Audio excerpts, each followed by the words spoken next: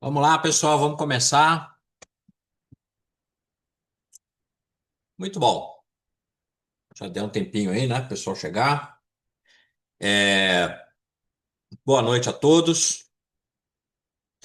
A ideia hoje é a gente conversar sobre esse assunto aqui, né? Essa é uma frase que eu costumo repetir bastante nos meus cursos, que é dizer que todo arquiteto é arquiteto de negócio. Aí algumas pessoas não entendem, né? Falam, pô, mas tem todo tipo de arquiteto, né? Tem arquiteto disso, daquilo, de solução, de aplicação, né, de dados, etc. Como assim que todo arquiteto é arquiteto de negócio, né? E apesar de eu sempre repetir essa frase, a gente teve agora recentemente, né, um caso, né, que evidenciou bastante esse tipo de situação, né, que foi o caso aí é, do da AWS, né? Da AWS que saiu do ar durante umas 15 horas, né? E derrubou um monte de gente, um monte de sites, inclusive sites de e-commerce, que ficaram fora do ar, né? E isso aí foi bastante chato, né? Foi bastante. Com certeza, deu bastante prejuízo para um monte de gente, né? Então a gente vai discutir isso com base nessa ideia, né? Do case AWS. E vamos insistir aqui que todo arquiteto e cada arquiteto, né? É arquiteto de negócio, ou pelo menos deveria ser, ou deveria pelo menos pensar como arquiteto de negócio.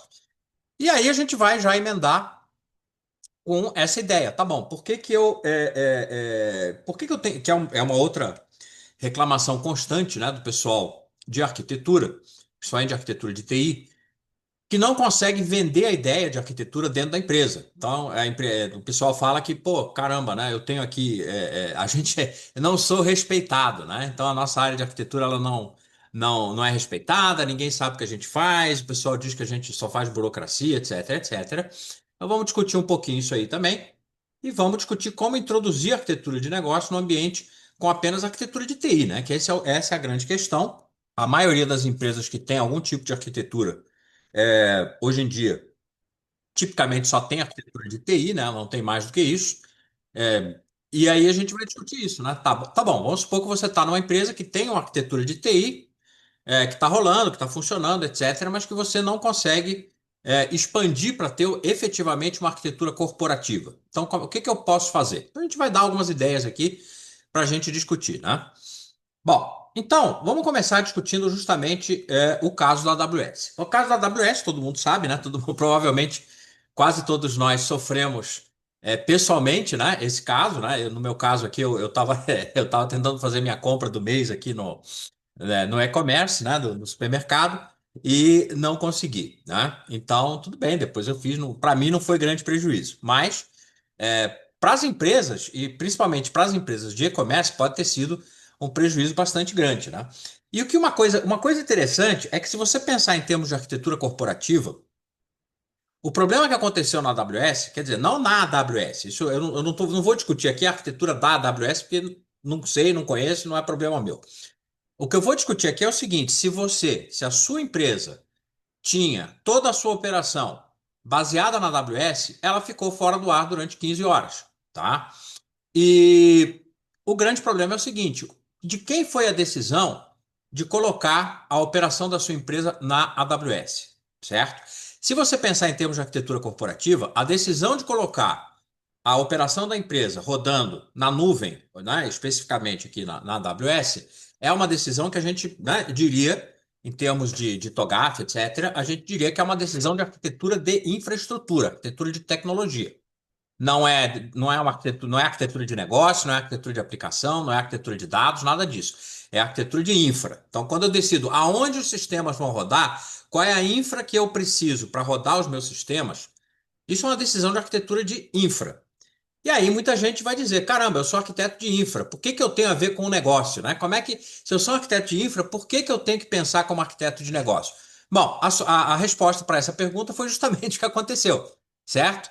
Na hora que alguém decidiu toda a nossa estrutura vai rodar na AWS, a gente está tomando uma decisão de arquitetura de infra, que na verdade é uma decisão de arquitetura de negócio. Porque você está colocando a disponibilidade do negócio da sua empresa dentro da dentro de uma tecnologia que pode falhar e de fato falhou, certo? Então, claro, isso aí vai depender muito de cada negócio. Então, se você é um e-commerce, você não pode ficar, né? A sua disponibilidade tem que ser 100%.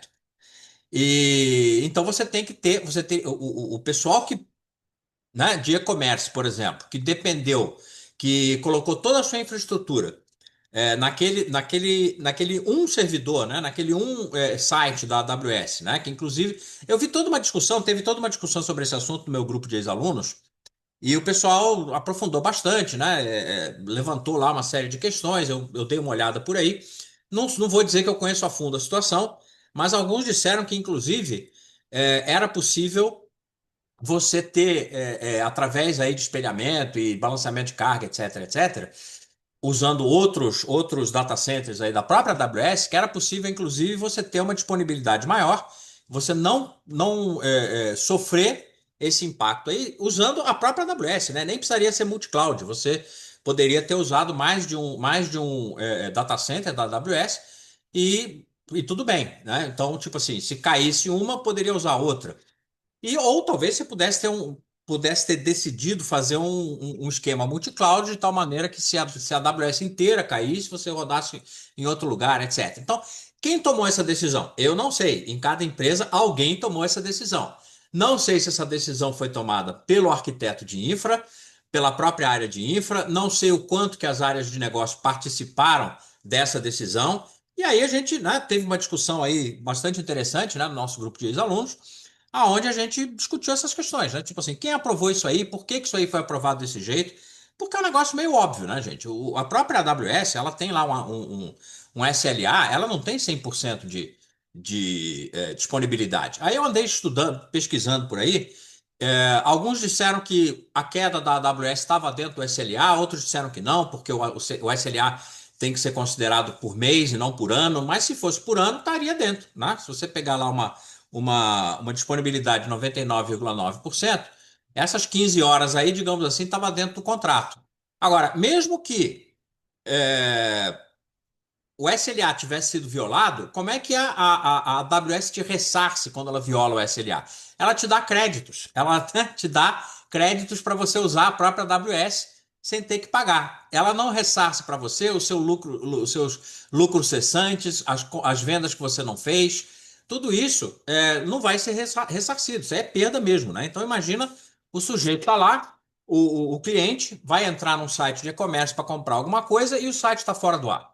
Que ele vai fazer? Ele não vai, ou não vai comprar, ou vai comprar de outro lugar, né? Vai comprar na concorrência, ou vai desistir de comprar, né? O pessoal aí de psicologia do consumidor fala que, eu não sei quantos por cento, é um número bem alto, tá? 80%, alguma coisa assim, das compras são feitas por impulso. Então, o teu negócio, você entrou, não conseguiu comprar, você não vai comprar mais. Então, o cara perdeu aquela venda, né? Claro, se você pode, talvez, né? Se você é um banco, é pior ainda, né? Porque aí o cliente não pode acessar a conta, ele pode até, né, te processar e assim por diante.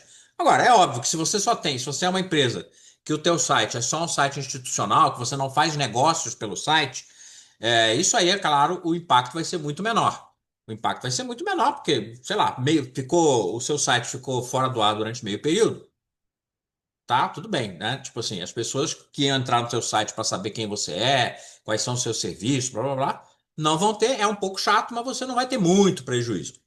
Tá? Algum prejuízo sempre vai ter, né? Porque a pessoa que entra tenta acessar um determinado site e não consegue, sempre vai ficar frustrada. Mas, né? Isso mostra uma série de coisas. Isso mostra que você não pode depender de SLA, que você tem que ter plano de contingência, que se o cara no qual você confiou, no caso aqui é a AWS, se ele pisar na bola, você não vai ser ressarcido dos lucros cessantes, das coisas, dos negócios que você deixa de fazer. E também que cada arquitetura de infra, no caso, né, a gente está falando de arquitetura de infra, tem que ser desenhada conforme as necessidades de cada negócio. Né? Então, se você só tem um site institucional e não vende nada pelo site, a tua necessidade é muito menor do que alguém que tem que estar 24 horas no ar, como um site de e-commerce, um banco ou qualquer coisa desse tipo. Ok? Então, isso foi uma discussão que surgiu, né?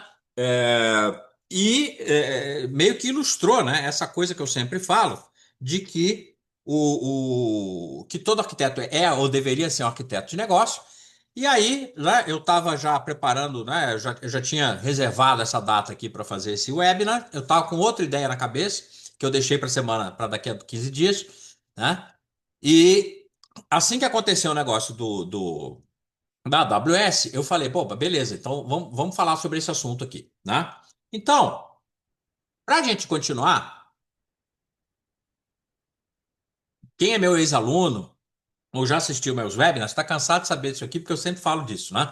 Então, então paciência, né? Eu tenho que repetir de novo para gente sempre ter isso na cabeça, né? Então, vamos falar o que que eu quero dizer quando eu estou falando de arquitetura corporativa. Então, sempre tem esse slide, esse um slide aqui, aonde em 5 minutos eu quero explicar o que que é arquitetura corporativa.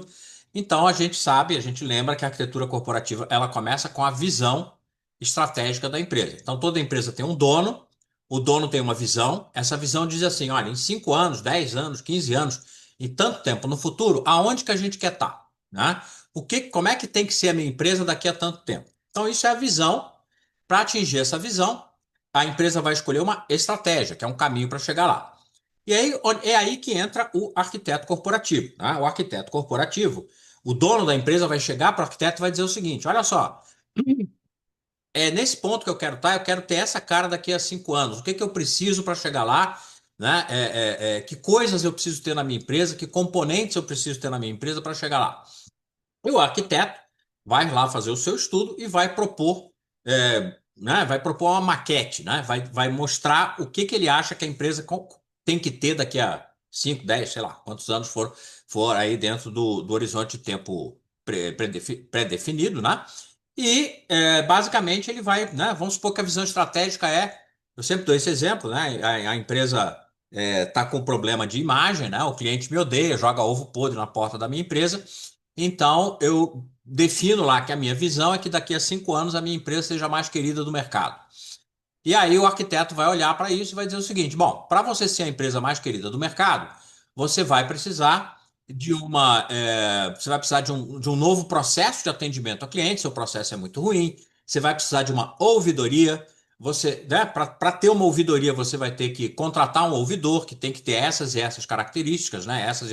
Essas habilidades, atitudes e conhecimentos, né? O cara tem que ser bom de direito do consumidor, o cara tem que ser bom de negociação e assim por diante.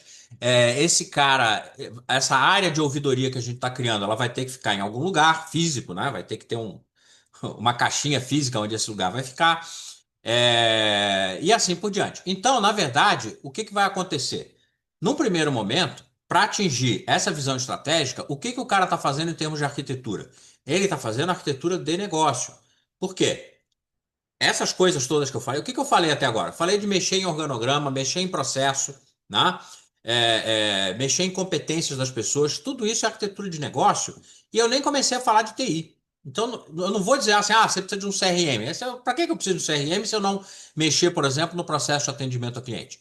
Então, a TI entra embaixo, a TI entra como um habilitador dessa arquitetura de negócio, tá? Então, eu vou dizer, como eu preciso de um novo processo de atendimento ao cliente, e esse processo de atendimento ao cliente tem que se basear no histórico de relacionamento que a gente tem com o cliente, blá, blá, blá, blá, blá, blá. Então, pode ser útil eu automatizar parte desse processo de atendimento ao cliente através de um software, de um sistema, de uma aplicação de CRM.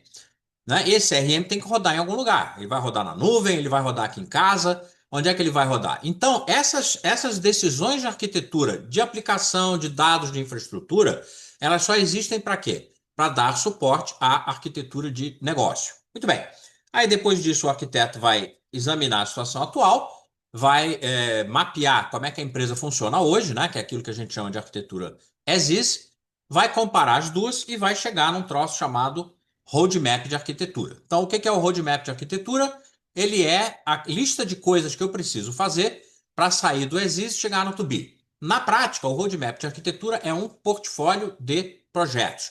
Então, esse é um link muito importante que muita gente não se toca, que, na verdade, a arquitetura corporativa ela serve para ligar o quê? A estratégia com a execução. Ou, em outras palavras, pegar a estratégia de um lado e entregar um portfólio de projetos do outro, tá?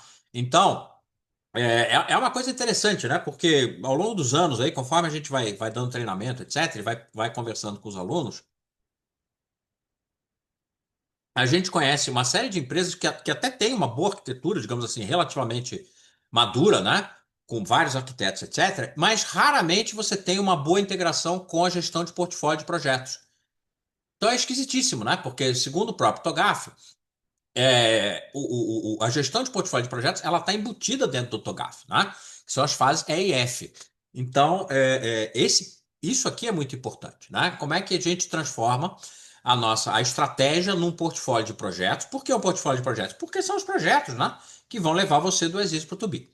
Bom, mas como a gente viu, né, basicamente a gente começa com a arquitetura de negócio. A arquitetura de negócio é o que vai dizer para a gente como é que tem que ser a nossa arquitetura de TI, né? Então vamos dar uma olhadinha, vamos voltar rapidinho para ver todos os domínios de arquitetura, né, as partes que a arquitetura existe, tem, para a gente ver, para a gente tentar responder essa pergunta, né? Será que todo arquiteto precisa mesmo ser arquiteto de negócio? Então, de baixo para cima, a gente tem a arquitetura de tecnologia, né? Ou seja, a infra de TI, que é exatamente onde deu esse problema, né? Para quem baseou, quem confiou, quem desenhou a sua arquitetura de infra 100% baseada na AWS, sem backup, sem multi-cloud, sem backup em casa, sem qualquer outro esquema, na verdade, essa foi uma decisão de arquitetura de tecnologia, arquitetura de infra de TI, né? Em cima disso aí, vem as arquiteturas de aplicação e dados, que juntas a gente chama de arquitetura de sistemas de informação. E essas três coisas juntas são o que a gente efetivamente conhece como arquitetura de TI. Então, se você perguntar o que é arquitetura de TI, arquitetura de TI é isso aí. São essas três coisas, são esses três domínios. São a arquitetura de aplicações, a arquitetura de dados e a arquitetura de infra. Bem, para que isso seja uma arquitetura corporativa, o que está faltando? Está faltando, claro, né, a arquitetura de negócio, que vai entrar aqui em cima e que a gente divide em duas partes, né? A arquitetura de negócio estratégica e a arquitetura de negócio operacional. Só quando eu tenho isso tudo aqui é que eu posso dizer que eu tenho uma arquitetura corporativa. Para quem já assistiu outros webinars meus, assistiu meus treinamentos, etc., sabe que eu criei uma customização do TOGAF que simplifica o TOGAF por um lado, mas por outro lado ele acrescenta coisas que eu acho que estão faltando no TOGAF, que é o ACE, né? E essa figurinha aqui, ela é o modelo de conteúdo do ACE. Ela diz assim, quais são os tipos de informação, quais são os artefatos, quais são os modelos que você precisa criar para documentar a sua arquitetura corporativa, né? E aí, o que eu fiz? Eu coloquei aqui, isso aqui né, para quem conhece o Zacma, vai reconhecer que isso aqui é mais uma variação do Zacma, né? Afinal de contas, todos os modelos de conteúdo de arquitetura de todo mundo, inclusive do próprio TOGAF, são baseados no Zacma, porque não tem muito como fugir daquilo, né? Então, isso aqui é a minha, digamos assim, a minha interpretação do Zacma. E eu fiz aqui na verdade, aqui eu fui mais fiel ao Zacman do que o próprio TOGAF, porque eu dividi a arquitetura de negócio em duas partes, tá? A parte de estratégia e cultura, que está aqui em cima, e a parte operacional, que eu chamei de negócio aqui, e considerei que as duas são duas camadas separadas, né? No TOGAF, essas duas coisas estão juntas. O TOGAF chama esse troço todo de arquitetura de negócio e não faz uma distinção entre arquitetura de negócio operacional e estratégica. Mas o Zachman fazia isso, então eu trouxe de volta, né, essa ideia do Zachman. E a principal modificação que eu fiz em relação tanto ao Togaf quanto ao Zachman é a seguinte: o Togaf e o Zachman são acusados com frequência e com certa razão não, com razão mesmo, né, de que eles são excessivamente focados em TI. Tá? Isso tem razões históricas, né? O modelo do Zachman vem, o pai, né, dele é o John Zachman, era funcionário da IBM. O Togaf vem lá do Open Group, que também, né, é um consórcio de empresas de TI, né, de infra de TI, SAP, a própria IBM, Oracle, são né, Digital, esse tipo de empresa que também vende infra de TI. Então é natural, tanto o Togaf quanto o Zachman tenham esse viés de TI. Mas isso não é suficiente, porque quando a gente fala de arquitetura corporativa, a gente está falando de arquitetura corporativa, ou seja, da empresa inteira. E muita gente acha que a arquitetura corporativa é a arquitetura de TI com o nome mais bonitinho, e não é, né? Então, na verdade, a grande questão é a seguinte: dado que eu tenho aqui uma estratégia e uma descrição do meu negócio, a próxima pergunta é a seguinte: quais recursos eu preciso, ou do que eu preciso para habilitar e fazer funcionar essa minha arquitetura de negócio? Se você for olhar no TOGAF e no Zacman, a única coisa que você precisa é de TI, não precisa de mais nada. E a gente sabe que isso não é verdade, ok? Se você está fazendo uma mudança estratégica, muitas vezes isso vai envolver também mudanças na sua infraestrutura física, máquinas, equipamentos, edificações. Então você vai ter que construir uma fábrica nova, construir um centro de distribuição, né? Comprar caminhão, comprar navio, avião, sei lá o quê. Então são questões aqui de infraestrutura física. E tecnologias operacionais. Claro, se você está num banco ou numa seguradora, é até difícil separar o que é TI do que é TO, né? De TO, porque, por exemplo, se você trabalha num banco e o banco tem lá, né, se a maioria dos seus clientes interage com o banco através do app, né, do home banking, então, basicamente, o seu produto bancário, ele é um produto de TI também, né? A sua TI é o próprio produto. Então é difícil separar o que é TI de TO, né? Mas em empresas que lidam com coisas físicas, comércio, indústria, etc., é muito clara a separação de TI e de TO, tá? Claro, tem aí a coisa da indústria 4.0, que fala da convergência da TI com a TO, beleza, mas isso ainda não aconteceu. Isso é uma tendência, tá? Um dia vai acontecer, mas por enquanto são coisas separadas que, inclusive nas empresas, são coisas feitas por gente diferente, né? Áreas diferentes. Então, na TI você tem o pessoal de TI, na TO você tem o pessoal de engenharia, né? Aquele pessoal que está lá preocupado com, sei lá, vamos pegar um exemplo da Petrobras, que todo mundo conhece. O que é a TO da Petrobras? São os processos que a Petrobras utiliza para tirar petróleo do fundo do mar, para, né, refinar esse petróleo, distribuir esse petróleo, etc. Isso, nada disso é TI, ok? Então, isso é uma tecnologia operacional. E para tudo que você precisa também de competências, né? Que são os conhecimentos, habilidades e atitudes dos funcionários que trabalham na empresa. Então, para cada uma dessas coisas que a gente tem aqui na camada de negócio, né, que é o organograma, são os processos que você tem, os produtos e serviços que você vende, a geografia, você precisa tipicamente dessas quatro coisas, né? Para você colocar os seus processos para funcionar, você vai precisar de TI? Vai, mas também vai precisar de infraestrutura física, tem que ter prédios, tem que ser centro de distribuição, você precisa de caminhão, você precisa de robô, sei lá, mais do que você precisa de toda uma tecnologia operacional para extrair petróleo, para, né, produzir energia a partir de vento, enfim, várias coisas aí que você precisa fazer, e você precisa de pessoas que tenham determinadas competências para executar esse processo. Muito bem. Então, eu mostrei esses dois slides para a gente começar a pegar cada uma dessas figurinhas aqui, né? Cada uma dessas arquiteturas, cada um desses domínios de arquitetura, tá? E os respectivos arquitetos, né? A gente vai ter aí o arquiteto de infra, o arquiteto de solução, o arquiteto de aplicação, tal, tal, tal. Como é que esses caras, eles precisam ser arquitetos de negócio do jeito que a gente falou, tá? Então, vamos fazer de baixo para cima. O próprio arquiteto de infra, né? Qual é a função dele? Para que serve um arquiteto de infra? Né? Por que a empresa tem uma arquitetura de infraestrutura? Então, eu coloquei assim, né, que a função do arquiteto de infra é arquitetar a infraestrutura para garantir o cumprimento de objetivos de negócio, que é a estratégia, respeitando os princípios e valores de negócio, incluindo a cultura organizacional, tá?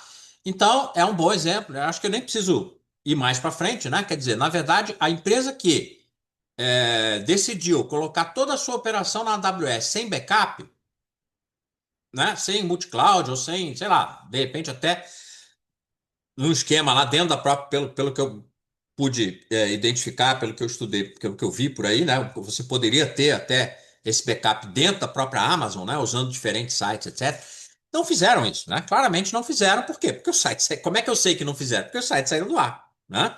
Empresas enormes, empresas que têm dinheiro, empresas que têm dinheiro tanto para ter um contrato desse tipo, né, com os provedores de infra, quanto dinheiro para ter bons profissionais de arquitetura. Por que não fizeram? Eu não sei, eu não estou dentro de cada empresa, né? Mas foi uma falha de arquitetura de infra. Não tem como negar isso aí. Não foi um azar, não foi né, uma tragédia. Não, isso aí foi falha, tá? Pisaram na bola. Não adianta dizer quem pisou na bola, não sei.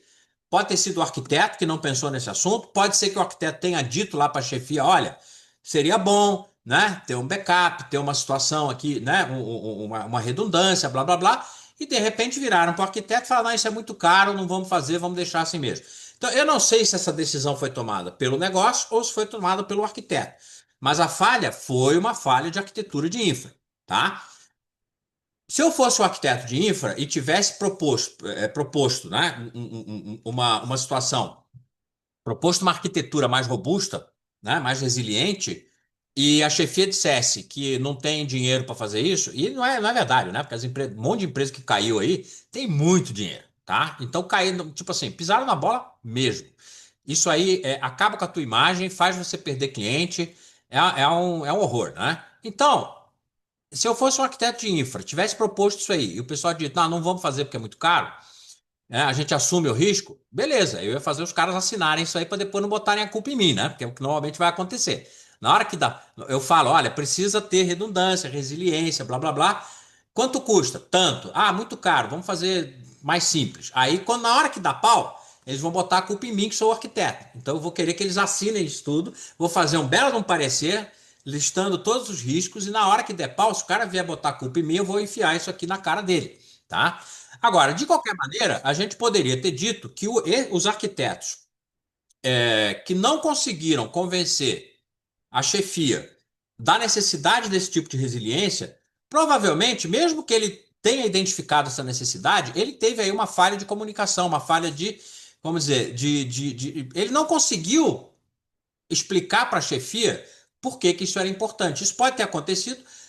Isso normalmente vai acontecer porque muitas vezes o arquiteto de TI, né, de infra, de aplicação, etc., ele tem pouca familiaridade ou pouca. Ele às vezes não tem nem o vocabulário do negócio, né? Ele não sabe falar com o pessoal de negócio. Então, se eu não sei falar com o pessoal de negócio, eu sequer vou, muito menos vou saber convencer o cara de uma necessidade desse tipo, tá?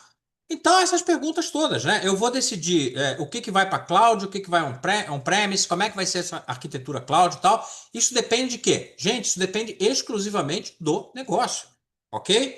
Eu tenho que saber quais são os requisitos de aquilo que antigamente a gente chamava de requisitos não funcionais, né?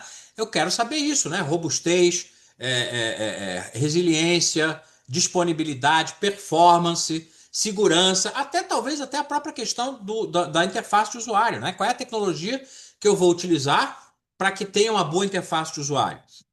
Qual é a tecnologia que eu vou utilizar para garantir segurança, performance e disponibilidade? Porque não é só o problema do site sair do ar. Se eu entro, uma das coisas que mais irrita as pessoas, com certeza irrita vocês também, é você entrar num site lento. Você entra no site lento e o site fica. Né? Então, mais uma vez, performance também é uma questão de negócio. Então, o arquiteto de infra, ele tem que ter uma familiaridade muito grande com essa coisa toda. Ele tem que saber o que a empresa é, qual é a estratégia da empresa, quais são os princípios de negócio da empresa, quais são os valores da empresa, qual é a cultura da empresa, qual é a imagem que a empresa quer passar para o mercado, para os seus consumidores, para os seus clientes. Tudo isso o arquiteto de infra tem que saber. Ah, não preciso saber só como é que liga, né? Como é que pilota a AWS, como é que pilota o Azure, não sei o quê. Não, cara, isso aí é o básico. Mas para fazer isso aí, você não precisa ser arquiteto, tá? Você é um especialista lá em AWS, em Azure, em Linux, sei lá no quê. Mas isso não é ser arquiteto. Ser arquiteto é pensar no negócio. Todo arquiteto é arquiteto de negócio. Se você é arquiteto de infra, você é pago para criar uma infra que entregue a estratégia da empresa, que atinja a visão da empresa, que respeite a cultura, os princípios e valores de negócio da empresa. Tá? Então, se isso é verdade em relação à infraestrutura, a gente vamos subindo, né, para os outros domínios, é mais verdade ainda para os outros domínios de TI. Tá? Então, por exemplo, o que é um arquiteto de aplicação?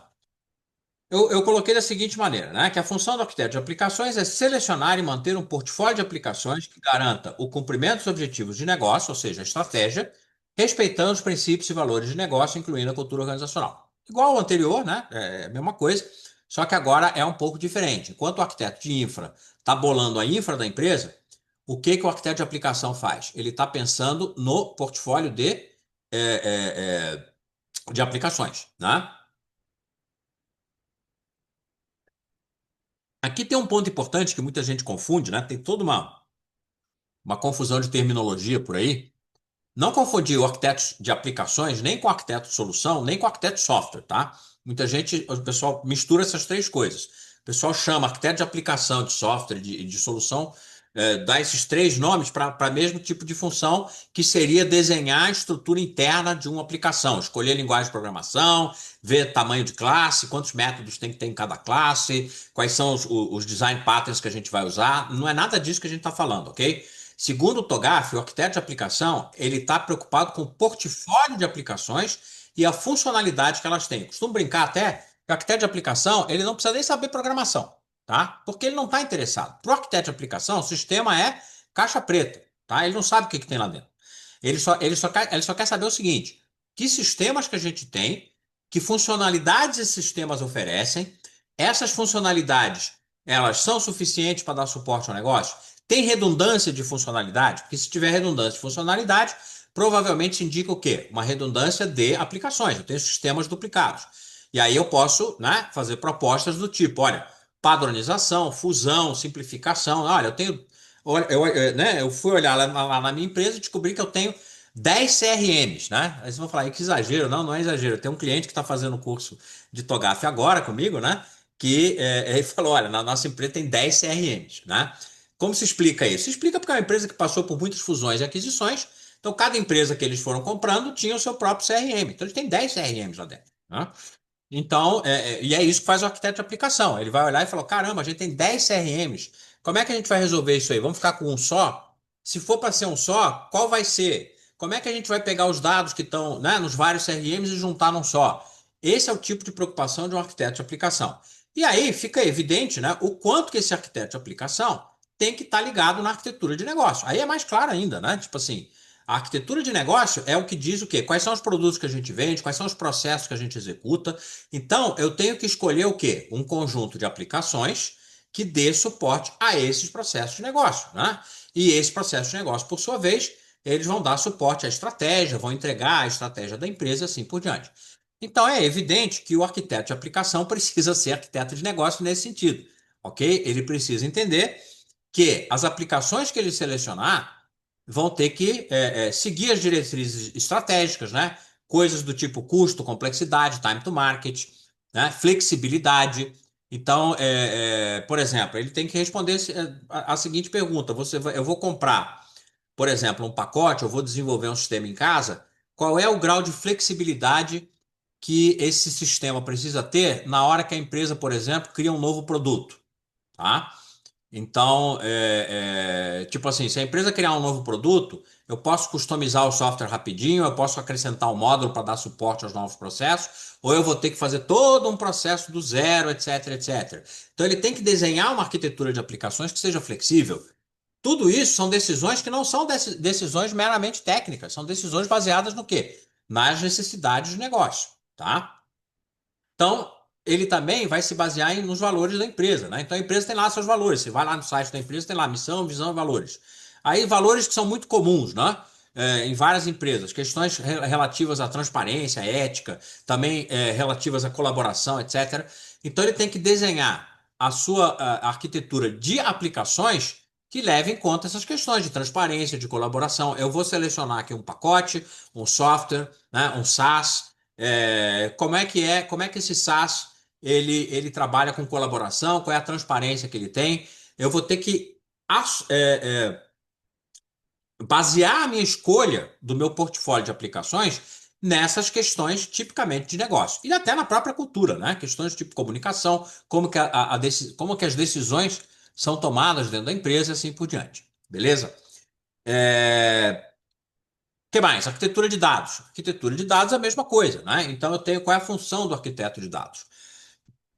Elaborar uma arquitetura de dados e informações que garanta o cumprimento de objetivos de negócio, estratégia, respeitando os princípios e valores de negócio. Mesma coisa, exatamente a mesma coisa. O arquiteto de dados ele está preocupado com dados e informações, né? Quais são as informações que a gente precisa para tocar o nosso negócio, da onde essas informações vêm, para onde elas vão, como que elas são compartilhadas, qual é o nível de proteção que elas precisam ter, né? Então, questões do tipo LGPD, por exemplo, estão embutidas aí dentro, né? E, mais uma vez, o arquiteto de dados tem que estar respondendo essa pergunta. Nossa arquitetura de dados, ela respeita o cliente, ela respeita, ela protege os dados do cliente, ela protege os dados da empresa, ela consegue resolver as questões, ela consegue atender as questões de privacidade e compartilhamento de informação. É interessante, né? Porque privacidade e compartilhamento de informação são objetivos meio que contraditórios, né? Não contraditórios, dá para seguir os dois, mas eles são conflitantes no sentido de que normalmente, quanto mais privado o dado, menos compartilhado ele vai ser. Quanto mais compartilhado, menos privado. Então, você tem que achar o balanço entre essas duas coisas. Quem vai fazer esse balanço, quem tem que estar atento a esse balanço, é justamente o arquiteto de dados. Aí tem outros arquitetos, né? Tem o arquiteto de segurança, que nem está naquela figurinha lá, né? Mas é uma figura que cada vez se torna mais importante, cada vez mais as empresas têm esse papel. E a função desse cara é elaborar uma arquitetura de segurança que garanta o cumprimento dos objetivos de negócio, respeitando os princípios e valores de negócio, né? Estratégia e cultura organizacional. Mesma coisa. Então, diretor. E aí, a mesma coisa, né? O cara que está preocupado com segurança, ele tem que olhar as diretrizes estratégicas. Por exemplo, essas duas. é, de novo, né, objetivos conflitantes que são agilidade e segurança. Você quer, por exemplo, né, se você, você tem que colocar segurança, mas levando em consideração que o seu cliente, claro, ele quer segurança, mas ele não quer inconveniência, né? Então, eu até como cliente, né? Como cliente, muitas vezes eu fico extremamente irritado porque as empresas que têm, que até, tipo assim, não tem, não é banco, entendeu? Não é o banco que tem o meu dinheiro, não é a minha corretora que tem a minha carteira de investimentos. É a empresa que não tem nada a ver, né? E os caras botam um monte de sistema de segurança, querem, né, escanear a minha cara, querem fazer não sei o quê. Você tem que botar o dedo, botar isso, três senhas, duplo acesso. Para que que precisa disso, gente? Não precisa de nada disso. Bota uma senhazinha lá e pronto, né? Então, o que que acontece nesse tipo de situação? Mais uma vez, eles criaram lá uma arquitetura de segurança que é incompatível com a necessidade de facilidade de uso dos seus clientes, tá? É claro que se eu tô falando aqui de um banco, né, que tá, o meu dinheiro está lá dentro, eu vou ser muito mais paciente, muito mais tolerante com procedimentos de segurança do que com uma outra empresa que, sei lá, né, que é é, é, que vai me mandar uma newsletter sobre algum assunto, né? Então, e tipo assim, se alguém invadir, o que que vai acontecer? No máximo, o cara vai apagar meus dados, né? Então, e provavelmente ninguém vai querer invadir aquilo ali, né? Justamente porque tem pouco valor. Então, o que que aconteceu nesse caso? O cara não conseguiu, a arquitetura de segurança daquela empresa não conseguiu equilibrar a segurança com a agilidade ou a flexibilidade ou a facilidade de uso que o cliente está precisando. Por quê? Porque o arquiteto de segurança não tem visão de negócio. Ele não conhece o cliente, ele não conhece os dados, ele não sabe qual é a expectativa em termos de segurança do seu cliente, etc. O que ele sabe, ele foi lá, pesquisou no mercado e aprendeu 150 mil técnicas e tecnologias de segurança e enfiou tudo lá. Por quê? Para mostrar que ele, ó, nosso site é super seguro. Nosso app é super seguro. Tá, mas por quê? Né? Por que que ele precisa ser super seguro? Não tem nem pagamento, não tem nem microtransações no seu site, ele não precisa ser super seguro, né? Você só está irritando o cliente. Isso acontece com muita frequência, deve ter acontecido com vocês também. Você vai se cadastrar num site para receber uma newsletter, alguma coisa assim. O cara vem com um monte de, né, agora a sua, né, two-factor authentication, agora vamos escanear a sua cara. Você desiste. Eu já desisti de me cadastrar num monte de site por causa disso. Falei, não vale a pena, né? Dá muito trabalho. Então, mais uma vez, nós estamos falando do quê? Nós estamos falando de uma arquitetura de segurança que foi feita sem olhar para a arquitetura de negócio, tá? É, Aí eu vou aproveitar e falar também. Olha lá, o Alan, né? Colocou aí no chat, né? Trial com cadastro de 3 etapas. Pelo amor de Deus, né, cara? Eu desisto, né? Falar, muita coisa, né? Muito trabalho. Vou fazer outra coisa, vou procurar concorrência ou vou fazer outra coisa da minha vida. Bom, aí eu vou falar também daquelas duas outras arquiteturas, aqueles dois domínios que não fazem parte do TOGAF, que são a TO e a IF, né? Ou seja, a tecnologia operacional e a infraestrutura física. Já que eu coloquei dentro do meu quadro né, de framework de conteúdo da minha arquitetura, então eu tenho que falar deles também. Então, hoje não existe essa figura, tá? Talvez a gente tenha no futuro, não sei como é que isso aqui vai evoluir, porque essa coisa toda aqui é uma catequese que eu estou fazendo, né? Eu estou pregando isso aqui para que um dia isso aí pegue, mas não tem muito, né? Na verdade, isso aí não existe muito. Mas vamos supor que um dia pegue, aí você vai ter um arquiteto de TO e vai ter um arquiteto de IF, né? De infraestrutura física. E aí é a mesma coisa, né? O cara da infraestrutura física, para que serve isso aqui? Então, qual é a função desse pessoal? Garantir que a infraestrutura física da organização habilite o cumprimento dos objetivos de negócio, estratégia, respeitando os princípios e valores de negócio, incluindo a cultura organizacional, e a mesma coisa em relação ao TO, né? Eu nem consegui colocar bons exemplos de cultura e valores aqui. Talvez depois, quando eu abrir para discussão, vocês possam até me dar alguns exemplos. Mas é a mesma coisa, tá? Então, tipo assim, se você tem se você está numa empresa é, que é uma empresa, sei lá, de infraestrutura aqui, infraestrutura mesmo, né? Tipo estrada, ferrovia, esse tipo de coisa, tá? Ou uma Petrobras da vida, vai ter uma diretriz estratégica. Você está na Petrobras, eu não sei exatamente qual é a estratégia da Petrobras, mas vamos supor que eles têm lá uma meta estratégica. A gente sabe, né? A Petrobras ela é líder mundial em extração de petróleo em águas profundas. Então, isso pode ser uma diretriz estratégica. Eles podem dizer, olha, a gente quer manter a nossa vantagem competitiva de extração em águas profundas, tá? Isso é o quê? É uma tecnologia operacional, não tem nada a ver com TI, ok? Mas esse cara lá, ele vai estar, na hora que ele estiver escolhendo, por exemplo, a parte de pesquisa e desenvolvimento, ele vai levar em consideração esse tipo de coisa. Ele vai olhar assim, bom, a gente tem aqui uma tecnologia para extração de óleo de águas profundas, em águas profundas. Como que a gente vai evoluir isso aí? Né? A gente vai evoluir isso aí na direção de reduzir custo, de aumentar a confiabilidade, de pegar petróleo em águas ainda mais profundas do que a gente pega hoje. Isso tudo é uma decisão de negócio. O cara não vai tomar esse tipo de decisão sem pensar nesse tipo de coisa. A mesma coisa, infraestrutura física é mais clara ainda, né? Infraestrutura física, o cara vai lá desenhar, sei lá, as suas lojas, as agências do seu banco, ok? É uma infraestrutura física. Ele tem que levar em consideração a cultura da empresa. Então, como é que que cara a gente quer passar para o nosso cliente com as nossas lojas, com as nossas escritórios, com as nossas agências, né? Isso tudo é uma questão de arquitetura de infra que é diretamente ligado à cultura organizacional, à estratégia, assim por diante. Não adianta o cara falar assim, não, a gente sabe, né? Você pega o banco, por exemplo, não vou citar nomes, né? Mas você tem bancos que estão focados numa coisa mais, né, alto padrão, etc., e tem outros que são mais manejão. E isso é refletido, inclusive, na arquitetura da agência. Umas agências são mais simplesinhas, outras são mais luxuosas. Uma tem laguinho com chafariz e carpas, né? Tal, tal, tal. A outra tem lá umas divisórias de MDF, né? Então, isso aí depende do quê? Depende da estratégia, depende da imagem que a empresa quer passar e assim por diante, tá? Muito bem.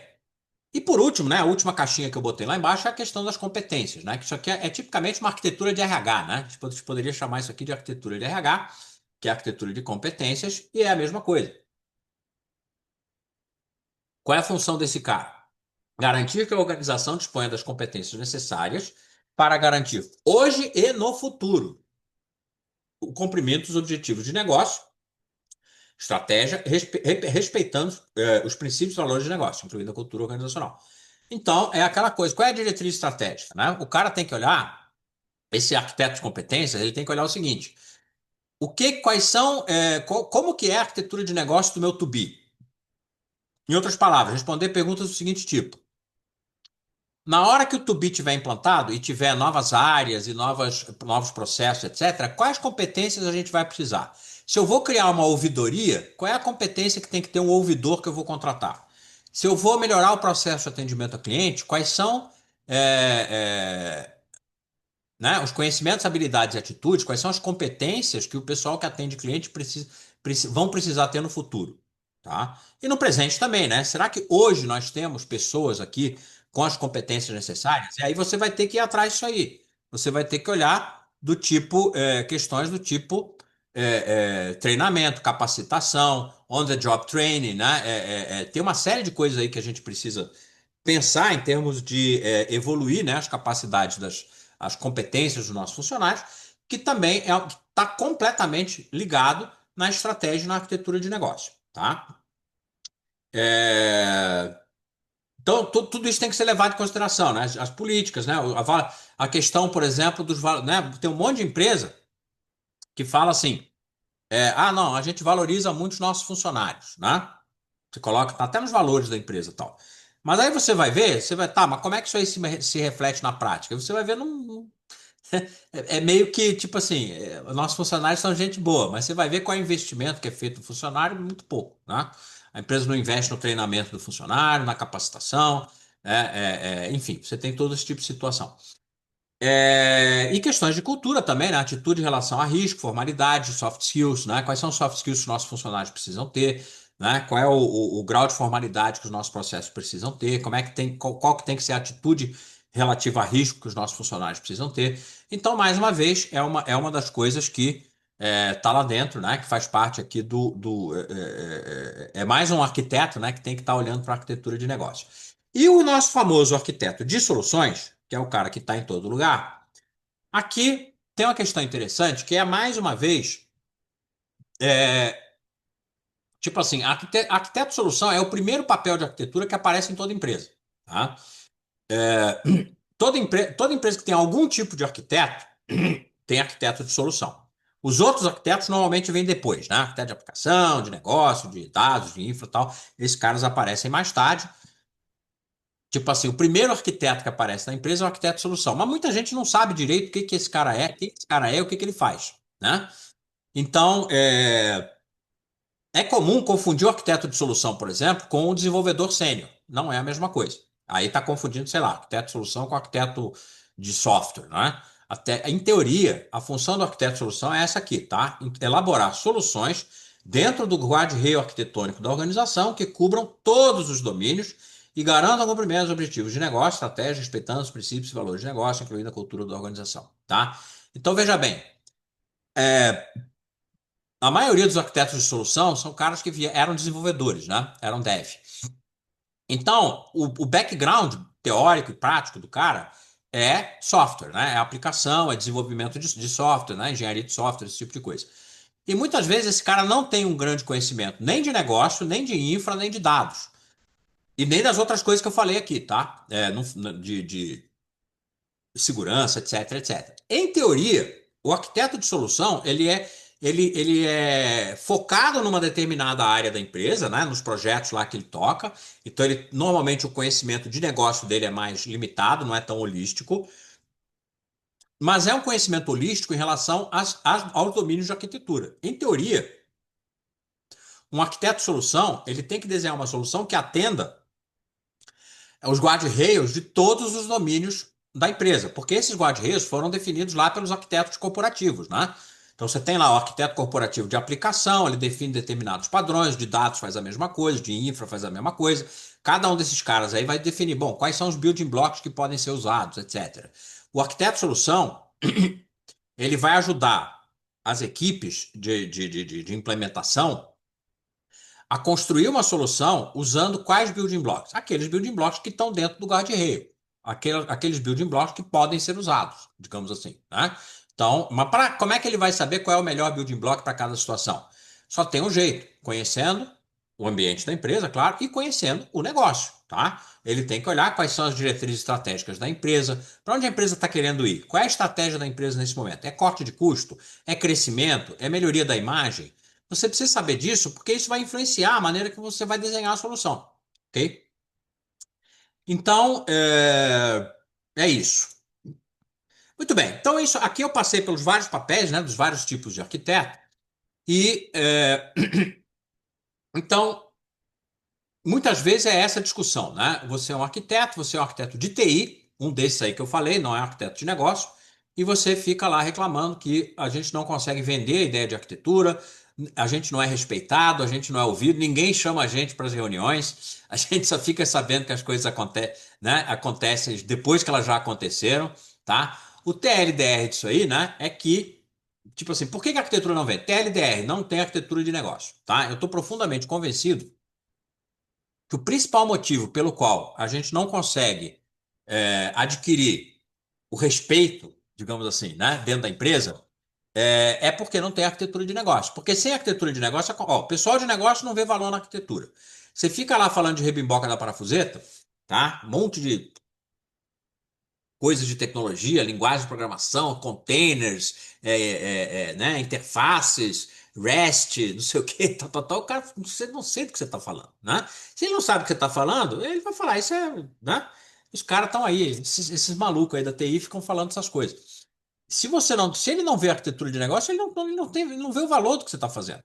O mais engraçado é que tem um outro pessoal que não vê o valor da arquitetura, que é o pessoal da própria TI, né? Na TI a discussão é diferente, né? O pessoal de TI muitas vezes não vê o valor da arquitetura porque eles falam, para que que eu preciso do arquiteto se eu já tenho esses conhecimentos, né? Agora, sem arquitetura de negócio, é difícil justificar os investimentos. Os investimentos na própria arquitetura, tá? Eu quero investir, por exemplo, em aumentar o time de arquitetura, em dar treinamento para o pessoal de arquitetura, adquirir uma ferramenta de arquitetura comercial, elas são caras, né? A gente sabe disso. Não consigo orçamento para nada disso, tá? Por que que você não consegue orçamento? Por isso, você não tem arquitetura de negócio, então você não consegue explicar por que que a arquitetura é importante é, para o cumprimento, por exemplo, da estratégia. Tá? Se você não consegue ligar o trabalho de arquitetura com os resultados de negócio, vai ser muito difícil você obter esse patrocínio, esse investimento e assim por diante. Tá? Então, isso significa o seguinte: a maneira que eu tenho para conversar com o pessoal de negócio, para convencer os executivos de que a arquitetura é importante, é a gente adotar e começar a usar a arquitetura de negócio. Ok? Bom, tem algumas coisas que têm ajudado a gente nesse sentido, né? Que são novidades auspiciosas, principalmente, eu diria que a questão dos mapas de capacidade, né? Os Capability Maps e os Value Strips, né? Isso aí são coisas relativamente recentes em relação à própria arquitetura de negócio, e por uma série de razões, esse troço pegou na alta administração, né? Então, tipo assim, né? Ah lá, o Cláudio colocou também, né? Sem ligação com isso, com aquilo, é isso mesmo, né? Se você não tem ligação com governança, risco compliance, tal, tudo isso aí fica complicado. Essas coisas aqui, o tal do Capability Map pegou, tá? Legal. Não, tem um monte de coisa que não pega, essa aí pegou. O pessoal tá usando no nível executivo. Eu conheço várias empresas, vários clientes, ex-alunos, etc., que né, nos últimos anos aí conseguiram sentar com a diretoria para construir mapa de capacidade, o que já um avanço enorme, né? A imensa maioria dos arquitetos nunca viu um executivo, nem no elevador, né? Então, esses caras estão conseguindo efetivamente é, acesso, né, à alta diretoria e a ferramenta que está sendo utilizada nessas conversas é tipicamente o mapa de capacidade, tá? Então, o mapa de capacidades o fato de que o mapa de capacidade pegou, digamos assim, é uma boa notícia e é uma boa notícia também para quem ainda não chegou lá. Então, se você está numa empresa e você é um arquiteto de TI, está querendo furar a bolha da TI, está querendo começar a falar de arquitetura de negócio, chegar na alta administração, na diretoria, um caminho pode ser esse, né? É começar a trabalhar em termos de capability maps e a grande desculpa aqui é dizer que todo mundo está fazendo, né? A gente sabe que o melhor jeito de você conseguir fazer a empresa decidir ir numa determinada direção é dizer que a concorrência já está fazendo aquilo, tá? Então você pode usar essa desculpa aí para chamar a atenção desse pessoal. Então, então a conclusão é a seguinte: você precisa de arquitetura de negócio. Do que nós estamos falando aqui? Nós estamos falando desta camada aqui, tá? A gente teria que incluir a de cima também, que é a questão da estratégia, né? Tem aqui a estratégia da empresa vai nessa gaveta aqui, que são os objetivos e metas, tal. Mas essa parte aqui é o foco mais direto do que a gente está falando. O que que vai na arquitetura de negócio? Tem um monte de coisa que vai na arquitetura de negócio, tá? Mas dentro aqui do ACE, eu proponho um modelo bastante simplificado, onde basicamente você tem a estrutura organizacional, né? Então você tem o organograma da empresa, você tem uma árvore de produtos e serviços, ou seja, a lista das coisas que você vende, a tua geografia, onde é que você está fisicamente, e claro, né? Ligando isso tudo, né, servindo de cola dessa coisa toda, as suas capabilities e os seus processos. Então, nessa gaveta aqui é onde vai a modelagem de processo, é onde você vai listar os seus processos e assim por diante. E como a gente sabe, tudo que tem num repositório de arquitetura tem os links, né, que são a rastreabilidade entre os vários elementos. Então, esses caras aqui vão estar todos linkados entre eles, né? Essas coisas vão estar ligadas aqui com a estratégia e vão estar ligados aqui para baixo, né? Com os recursos organizacionais, incluindo a TI, tá? Então, ó, o Ronaldo fez uma pergunta aí, qual é a diferença de capacidade de processo de negócio? Já vou responder isso aí, tá? Então, vamos responder agora. Então, veja bem, o processo é uma representação mais detalhada de como a gente faz alguma coisa. Então, o processo responde a pergunta como, tá? Como é que a gente faz alguma coisa? Aí você representa isso, por exemplo, usando um BPMN, um mapa de BPMN. Aí você tem lá, tem uma bolinha que é um evento. Acontece, né? O cliente entrou na agência. Aí você dá bom dia, dá café, não sei o quê, ppp. Você tem lá, né, aquele fluxograma, que é o BPMN, dizendo o que que é para fazer. Capability é um negócio mais abstrato, né? Capacidade é mais abstrato e é uma resposta mais à pergunta o que do que como. O capability não fala como. A capability fala o que que a empresa faz ou deveria fazer, tá? São as coisas que nós somos capazes de fazer. É capacidade nesse sentido, tá? Então, uma capability, ela vai ser implementada por um ou mais processos mais na frente. Então, você tem lá uma capability que é uma capability que é de eu sou capaz de gerenciar a conta corrente. Tá, beleza. Como que eu vou gerenciar a conta corrente? Ah, tem esse processo aqui, ó, processo para abrir conta, processo para encerrar a conta, blá blá blá. São os processos implementam a capability, tá? Beleza, Ronaldo? Então, Perfeito, obrigado, Atila. de nada. Muito bem. Então você tem isso aqui, né? As suas capacidades e processos. E o que que acontece? Então, aqui é uma ideia, né, de o que que você pode fazer para introduzir arquitetura de negócio num ambiente no qual você tem apenas arquitetura de TI, que é o caso mais frequente, né? O que a gente mais vê por aí é a empresa que tem lá uma arquitetura de TI, bem ou mal, mais ou menos evoluída, madura, etc., e tem essa dificuldade. Como é que eu boto arquitetura de negócio nesse aspecto? A primeira coisa que você tem que fazer é identificar a prática atual em termos de tem alguém mapeando negócio dentro da sua empresa? Por exemplo, em muitas empresas ainda existe, tem empresas, isso aí já teve mais na moda. Recentemente, muitas empresas deixaram de fazer isso, que é muito ruim, né? Porque elas deveriam estar fazendo.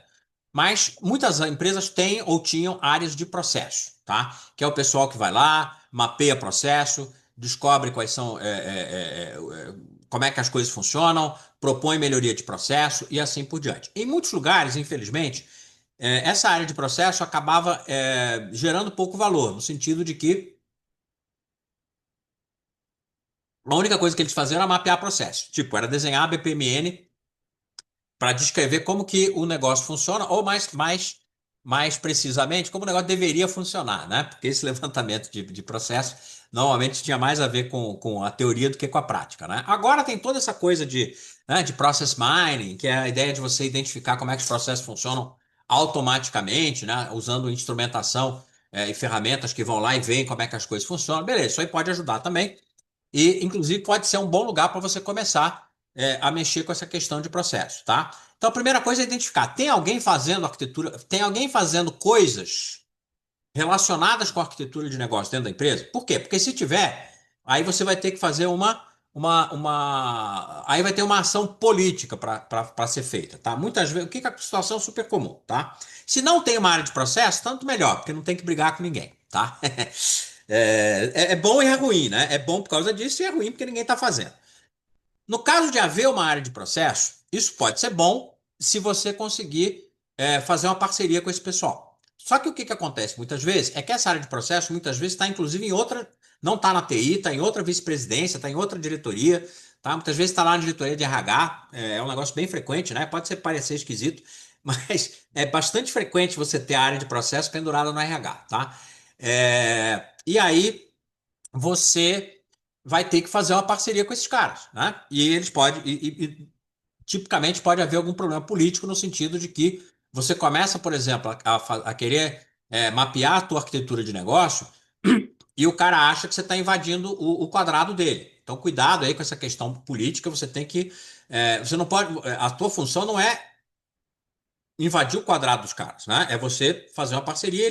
Talvez eles mesmos tenham que fazer a arquitetura de negócio. Não sei, né? Isso é uma coisa que cada empresa vai ter que ver a sua situação. E aí você vai ter que, naturalmente, obter patrocínio e parcerias, né? Como tudo. Se você quer andar para frente em arquitetura, você precisa ter patrocínio e parcerias. Esse patrocínio, o ideal é que você obtenha patrocínio e faça parceria, pelo menos com uma área de negócio, de preferência uma área fim, tá? Marketing, vendas, operações, tá? Alguma coisa desse tipo. Por quê? Porque é muito difícil você vender para a empresa inteira de uma vez a ideia de arquitetura de negócio, tá? Você teria que convencer o presidente da empresa e de repente você não tem nem acesso a esse cara.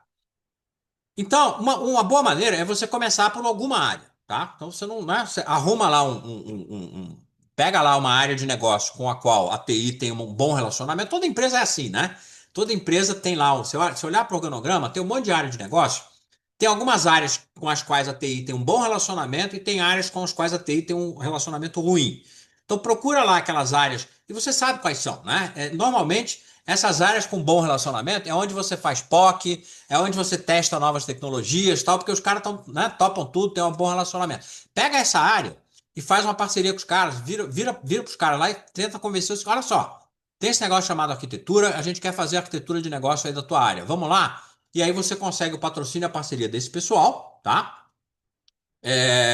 Por quê? Porque quando der certo, esses caras vão fazer o marketing interno da empresa para você. Não adianta você sair por aí tentando convencer as pessoas de que a arquitetura é um negócio legal, quando o seu único patrocinador é o CIO. Ótimo que o patrocinador é CIO, né? Só faltava ele não ser, né? Mas não basta, tá? Por quê? Porque o pessoal de negócio vai olhar para isso tudo e vai dizer: ah, isso aí é coisa dos malucos da TI lá, né? Então a gente precisa ter um parceiro do lado de fora. Um outro lugar legal para você procurar parceria e patrocínio são essas áreas aqui, né? Compliance, auditoria, controles internos, governança, segurança, PMO, que são também áreas que têm, não são áreas fim, né? Não são também áreas de controle, governança, etc., mas que têm essa característica, que eles precisam. Eles têm duas características. Primeiro, para essa gente toda, saber como a empresa funciona é fundamental, tá? E às vezes a empresa é uma caixa preta até para eles, né? Eles não sabem como é que a empresa funciona. Então, a troca, né? Qual é a barganha que a gente faz com esse pessoal? Olha, né? Senhor auditor, né? Controles internos, governança, esse pessoal todo, segurança, etc. Eu falo, olha só, a arquitetura, ela vai te dar uma melhor visibilidade sobre como o negócio funciona. Por outro lado, na maioria das empresas, principalmente empresa aberta, banco, etc., esse pessoal tem muito poder. O patrocínio deles conta. Porque se é auditor, né? Aquela velha história, você sugere para alguém fazer alguma coisa, ninguém faz. Quando você fala, olha só, amanhã o auditor vem aí, vem o pessoal vai vir aqui fazer a compliance disso aqui. Opa, aí todo mundo se levanta, todo mundo vai lá e corre para fazer porque vai ser auditado, né? Então, é um excelente lugar para fazer parceria, ok? Então, se você está com dificuldade de estender o conceito de arquitetura dentro da empresa, esse é um bom lugar para você fazer parcerias também, tá? É óbvio que para começar, você vai ter que ter um arquiteto de negócio. Você vai ter que selecionar alguém, pega lá do teu time de arquitetos, pega alguém que esteja mais tempo na empresa, conheça bem a empresa em termos de negócio, tá? Que não seja só um nerd, né? Que só conhece tecnologia. Pega um cara desse aí, capacita ele em arquitetura de negócio, manda ele vir fazer o curso de arquitetura de negócio aqui comigo. E para ele meio que assumir esse papel e começar a fazer essa divulgação dentro da empresa, tá? E uma vez que você obteve esse patrocínio, essas parcerias, como é que você vai fazer efetivamente o trabalho, tá? Claro, eu não vou falar aqui, não vou detalhar tudo que tem na arquitetura de negócio. Para isso a gente tem um curso, né? Que inclusive vai começar daqui a 15 dias mais ou menos, né? Que é 2 semanas, que é 3 semanas. Mas eu vou sugerir uma abordagem que é essa aqui, ó. É você fazer um negócio chamado outside in, que é bottom-up e top-down ao mesmo tempo, ok? O que é isso aqui? Basicamente, a ideia é a seguinte: a gente vai começar pelas coisas que todo mundo tem ou que é fácil de obter, ok? Como eu falei para vocês, a grande vantagem que a gente tem hoje em dia é que o assunto do Capability Map está na moda, tá? Então, as grandes consultorias estão mandando as pessoas, né, os executivos fazer e tal. Acho que principalmente isso deve ter sido aí, provavelmente, né, o fator mais importante. E o que acontece? Muitas empresas já começam com algum capability map por várias razões, porque hoje em dia, para a maioria dos setores da economia, já tem capability map pronto, tá? Então, o que acontece? Ou as consultorias, ou as próprias ferramentas, né? Ou você entra na internet e procura, para tudo quanto é setor da economia, tem para banco, tem para seguradora, tem para varejo, tem para educação, tem para tudo quanto é negócio, tá?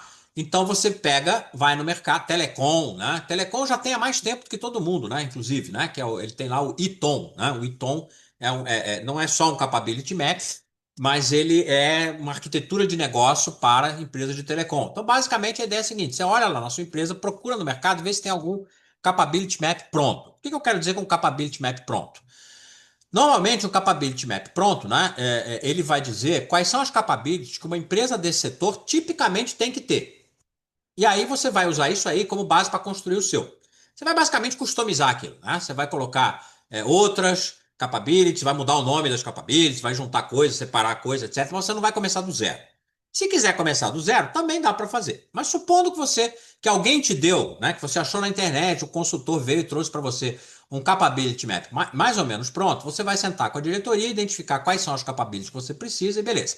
Então isso aqui não é muito difícil de obter. Por outro lado, um outro negócio que todo mundo que tem arquitetura de TI tem é um catálogo de aplicações, né? Então, o catálogo de aplicações é um troço meio básico que meio que todo mundo tem. Então, tá lá. Então, você tem lá na ponta o Capability Map e, né, e lá embaixo o catálogo de aplicações. Então, tem lá o seu sistema. O que está faltando? O que, que vai no meio? Justamente a arquitetura de negócio. Por isso que eu falei que não é nem top-down, nem bottom-up. Top-down seria você começar daqui, descer para negócio, descer para sistema. Só que não precisa, porque você já tem sistema. Da mesma maneira, bottom-up seria começar pelos sistemas, identificar os processos que os sistemas não suportam e subir para capability. Mas supondo que você já tem capability, não tem necessidade. Então, por isso que eu chamei que é outside in, que é, né, top-down e bottom-up ao mesmo tempo, é de fora para dentro. Então, a camada do meio é essa aqui, ó, processo, tá? Então, e aí você vai começar a fazer os links. Você vai identificar, você pode começar tanto de cima quanto de baixo, ou tipicamente dos dois lados ao mesmo tempo, né? Você vai começar a identificar o seguinte, olha, esse sistema aqui, ele dá suporte a quais processos? Aí você começa a mapear sistema versus processo, tá? Então, ó, esse processo aqui, ele usa esses dois sistemas e ele implementa essa capability, tá? E aí você vai preenchendo isso aí, né? E você vai começar a ter o embrião de uma arquitetura de negócio. Claro, a arquitetura de negócio não é só listar processo, né, gente? Isso aqui é só o embrião. Mas é um lugar maravilhoso para você começar. Porque se você começar por aqui, voltando aqui na minha figurinha, olha aqui, você está preenchendo essa caixinha aqui, ó, capacidades e processos. Aí você estende para o lado. Você começa a. Organograma também é um negócio super fácil de obter. Normalmente está em algum lugar na empresa, né? O RH, alguém tem esse organograma. É um negócio super fácil você trazer e colocar no teu repositório, na tua ferramenta de arquitetura, tá? Então você já tem duas coisas fáceis de fazer aqui para começar a arquitetura de negócio. Produtos e serviços, talvez você já tenha isso documentado também. Pergunta lá para a tua área de vendas, para a tua área de marketing, provavelmente eles têm isso aí também. E geografia também é fácil, né? Geografia é saber onde é que você está, né? Quais são os sites que você tem, onde que é a sede, onde é a filial, onde que você tem uma fábrica, onde você tem um centro de distribuição.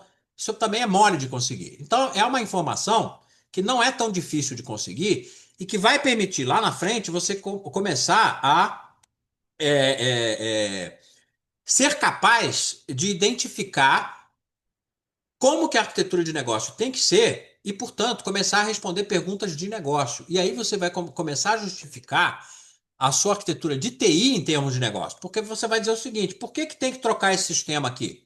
Ah, porque a tecnologia XPTO mudou para XYZ. Você quer orçamento para isso aí? Ninguém vai te dar, cara. O que que é isso? Não sei nem do que você está falando. Agora, se você fala, olha, temos que trocar esse sistema, porque o suporte que ele dá para esse processo é muito ruim, e aí o processo é ruim e não entrega uma capability legal, e essa capability ruim que a gente tem aqui é o que está fazendo a gente perder mercado para concorrência, aí o cara vai entender o que você está falando. Você precisa trocar o sistema para melhorar o processo, para melhorar a capability, para ganhar do concorrente. Ah, pois é. Então não é só porque XPTO e tal, né? É um negócio muito mais objetivo, muito mais ligado ao negócio. Você está falando de TI em termos de negócio, e aí você vai conseguir conversar com essa galera e vai conseguir dinheiro, patrocínio, etc, etc. E eles vão entender o seu trabalho. Eles vão entender o que você está fazendo. Né? Porque tipicamente o pessoal de negócio não tem nem, às vezes, em muitos lugares não tem nem contato, nem sabe que existe arquiteto. Né? E isso é um erro também, né? Porque muitas empresas colocaram o arquiteto lá atrás, na última sala, né? Do último corredor.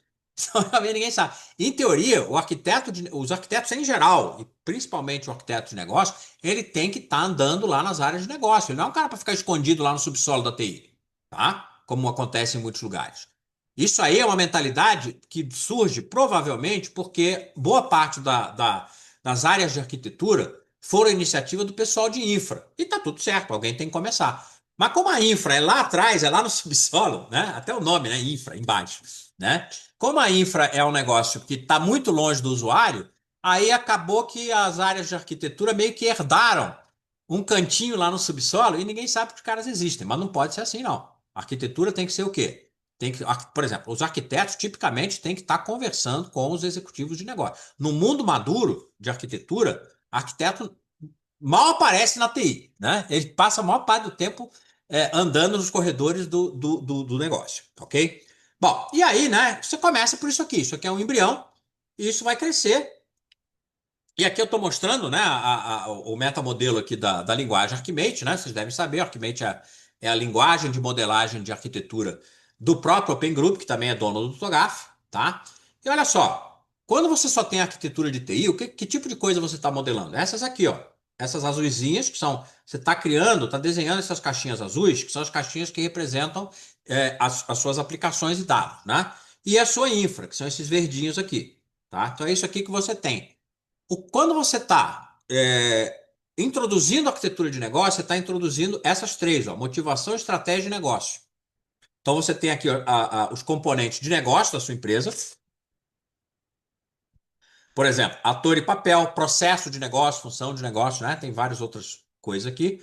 Motivação, tem as várias coisas, né? Por exemplo, como metas, resultados, né? Objetivos, blá blá blá. Então tem o seu planejamento estratégico provavelmente vai estar sendo documentado com essas caixinhas roxas. E a sua estratégia, né? Aqui que entra, ó, capacidade, value stream, né? Capabilities e tal. Então, esses são, digamos assim, os building blocks de alto nível que você vai utilizar para desenhar o seu negócio, né? É, aí o Alan colocou, né? Agora, se for para convencer a TI da troca, é o caminho inverso. Mostra que a capability está ruim, porque o processo que o sistema não está funcionando legal. É isso mesmo, né? Cada um, você tem que adaptar o discurso para cada público, né? É, porque você tem que começar por aquilo que o cara conhece, né? Para estender para o que ele não conhece. É isso mesmo, né? Cada caso é um caso, cada pessoa você vai ter um discurso diferente. Isso é um skill super importante para o arquiteto, né? O arquiteto não pode ter discurso pronto. Ele não pode apertar um botão e sair uma. Não pode ser chatbot, né? Você tem que ter, a resposta tem que ser diferente para cada pessoa. A mesma pergunta feita por pessoas diferentes vai ter que ter diferentes respostas. Bem lembrado. Bom, é, então, pessoal, era mais ou menos isso que eu queria falar, claro, né? A gente vai continuar falando disso nos webinars, né? Daqui a uns 15 dias a gente vai falar um pouquinho mais também. Eu tô meio que querendo focar daqui para frente, principalmente em arquitetura de negócio, né? Porque eu acho que é a maior gap, né? A maior deficiência que a gente vê de arquitetura nas empresas. A parte de tecnologia é mole, né, cara? Você vai lá, estuda, né? Faz curso lá com o fornecedor, isso aí você aprende, né? A parte difícil é essa aqui, porque envolve cultura, envolve política, envolve uma série de coisas mais complicadas. Então, o que que eu quero, né, para terminar, antes de abrir aí para as perguntas de vocês, deixar esses links aqui para vocês, né? Como eu sempre faço, eu tenho aqui a página de recursos, onde tem os recursos grátis, né? Então tem um monte de coisa lá, tem artigo, tem webinar, tem mini curso, tem um monte de coisa bacana. Tem aqui no meio a agenda de treinamentos. Como eu falei para vocês, a gente só tem mais um treinamento esse ano, né? Esse ano está acabando. Então agora está rolando o curso de TOGAF e agora em novembro começa, no meio de novembro aí, daqui a umas 3 semanas, começa o curso de arquitetura de negócio, que é a última turma do ano, de tudo, né? É o último curso que eu vou dar esse ano. E aqui, como um presente para quem veio aqui no nosso webinário, hoje não tem mais o desconto, tá? O 15% off, 15% é o desconto do lote 2, tá? O lote 2 já acabou aí, já faz umas 3 semanas. Então, né? Porque o preço vai caindo quanto mais cedo você compra, igual passagem de avião, assim, né? Mas eu tô aqui em homenagem a vocês que gastaram a sexta-feira de Halloween. Vai ver se vocês vieram aqui para curtir um horror, né? Pode ser também. Vai ver que esse é o jeito que vocês estão comemorando o Halloween. Mas, de qualquer maneira, se vocês usarem. Se você quiser saber mais sobre o curso, usa esse link do meio, tá? Esse link do meio vai te levar para a agenda. Na agenda tem lá o curso de arquitetura de negócio. Você clica, vai ver lá a descrição do curso. Mas você não clica no pagamento, porque no pagamento não tem desconto. Na página do curso não tem desconto. Se você quiser fazer agora o curso com a gente e quiser o desconto, aí você usa para pagar, você usa esse outro link aqui. Então, resumindo, usa esse link para entender como é que o curso é, para ter mais informação, data, horário, todas essas coisas. E se você quiser fazer o curso, quiser aproveitar o desconto, aí você usa esse outro link aqui, né, para fazer o pagamento. Beleza? Bom, opa, o Ronaldo aí. Rodney, aqui é terapia em grupo, saber que nós estamos sozinhos na sofrência, é isso mesmo. Gente, então era isso que eu queria dizer para você. Deixa eu só pegar esses links aqui. Pera aí. Deixa, ó, agência de treinamento. Deixa eu ver se eu consigo. Bem, eu acho que eu vou botar aqui no. Que às vezes é ruim, né? É. Pera aí. Nhaca. Eita, pera aí. Aonde está? Aqui. Vou botar aqui o link.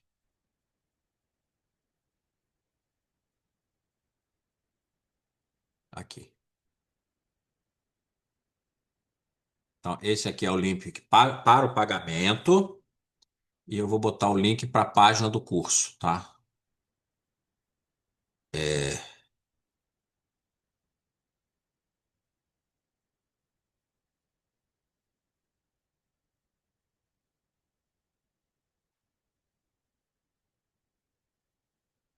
que tá a agenda. E dentro da agenda você tem os próximos 3 cursos. Você clica lá no curso de arquitetura de negócio e fica vendo lá o que que tem. Bom, então é isso aí, pessoal. Vamos abrir aí, vamos conversar aí, vamos ouvir pergunta, comentário. Faz sentido o que eu falei? Você acha que faz, que não faz? Alguém já usou essa abordagem aqui que eu estou fazendo? Alguém já viu esse tipo de problema? Tem caso tipo esse da AWS aí para falar? Fala, Ronaldo. Opa, boa noite, Átila. Tudo bom? Tudo. É uma dúvida mesmo aqui, né? Essa abordagem de business capability, ela Uhum. tem alguma relação com uma abordagem de mapeamento de domínios ali do negócio, olhando para o DDD? Ou são coisas Tem um distintas? pouco. É distinto, mas tem uma similaridade, digamos assim, Porque né? os domínios É. core, os domínios genéricos, domínios. Na verdade, isso aí tudo vem lá do. É uma elaboração da velha coisa da cadeia de valor do Michael Porter, né? Tá bom, A cadeia de valor, lá no início, lá quando ele lançou isso em 1980, ele já separava o que tem na cadeia de valor? Tem os macroprocessos, né, da empresa. E os ok. macroprocessos ele dividia em 2 categorias: os macroprocessos fim, né? E os macroprocessos de suporte. Eles chamavam de atividade fim e atividade de suporte. Aí mais tarde o pessoal criou também as atividades de governança, né? Então ficou 3 categorias. Então hoje em dia a maioria, mesmo quando o pessoal vai categorizar value stream e capability, normalmente se usa essas 3 coisas, né? Você fala assim, olha, isso aqui Tá são as bom. capabilities fim, as capabilities meio, né, ou de suporte, e as capabilities de governança. É bem por aí, sim. Bem parecido com a abordagem do DDD, né? Aham. Porque não tem muito o que Ok. inventar, né? Basicamente, essas são as coisas que a empresa faz. A empresa faz coisas para vender, para ela funcionar, tem que ter uma retaguarda e ela tem que ter algum jeito de governar aquele troço todo. Então não tem muito o que inventar. Exato. Muito bom. Obrigado, viu? Nada. Boa noite. Ó, quem mais? Vamos lá, pessoal. Vamos falando aí. Pode contar causo, né? É o esquema do happy hour aqui. Obrigado, Cláudio. Cláudio está indo embora. Um abraço. Ninguém quer falar nada? Ih, todo mundo quer ir para festa, quer comer doce, né? A Rosana tá indo também. Bom, pessoal, então eu não sei. Se ninguém quer falar nada, vamos embora, né? Vamos pra festa, vamos descansar, né? Um bom fim de semana aí para vocês. E antes aí do início do curso, acho que é na sexta-feira, antes do início do curso, a gente vai ter mais um webinar desse aqui, tá? Então fiquem atentos aí que depois vou mandar o convite, né? E beleza, Davi está agradecendo, obrigado. Obrigado, Davi, eu que Excelente. agradeço. Né? Obrigado, Ronaldo. Boa É, noite. pessoal, boa noite então, bom fim de semana e a gente vai se conversando, beleza? Abraço, Valeu, ótimo. Um abraço, tchau. tudo de bom.